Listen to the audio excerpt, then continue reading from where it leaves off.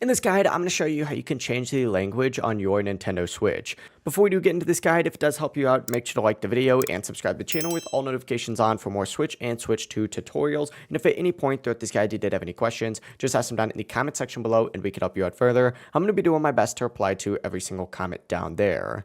Now, if your Nintendo Switch is in a language that you don't understand, don't worry. I'm going to show you exactly where to go without having to read anything.